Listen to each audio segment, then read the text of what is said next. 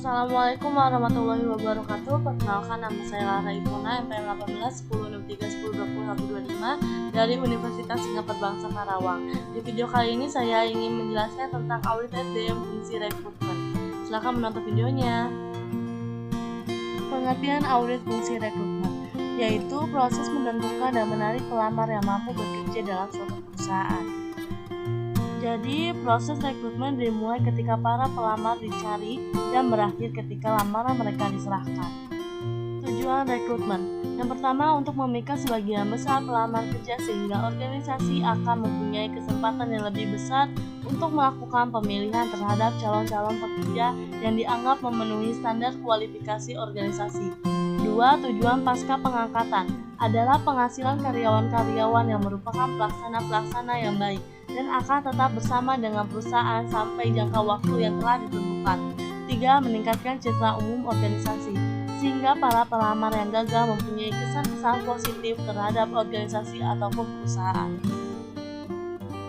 Proses rekrutmen: yang pertama, menyusun strategi untuk merekrut. Dalam penyusunan strategi ini, peran Departemen Sumber Daya Manusia bertanggung jawab dalam menentukan kualifikasi pekerjaan, bagaimana karyawan direkrut, di mana tempatnya, dan kapan pelaksanaannya.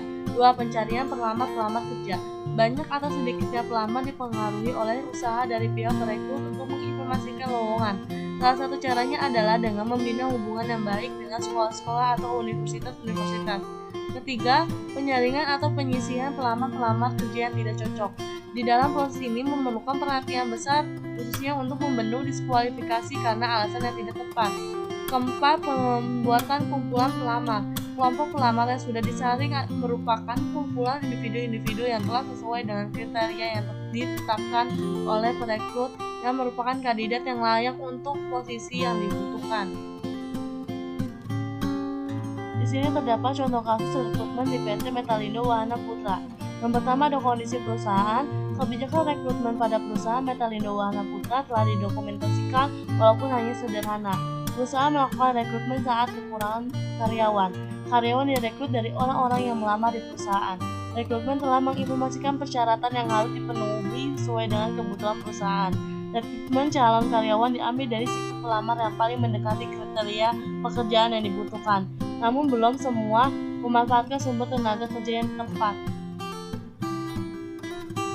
Di PT Metalindo Wahana Putra tidak ada program atau metode khusus dalam melakukan rekrutmen karyawan baru. Rekrutmen dilakukan dengan memilih calon pelamar melalui tes tertulis dan wawancara. Kriteria notulen rapat antara pimpinan perusahaan dengan bagian sumber daya manusia mengenai rekrutmen karyawan. Penyebab Metalindo Wahana Putra melakukan rekrutmen karyawan hanya berdasarkan surat lamaran yang masuk pada perusahaan atas lowongan pekerjaan yang ditawarkan. Rekrutmen diadakan saat perusahaan membutuhkan karyawan. Akibat perusahaan dapat memperoleh pelamar yang mendekati kriteria pekerjaan yang dibutuhkan, namun belum semua memanfaatkan sumber tenaga kerja yang tepat.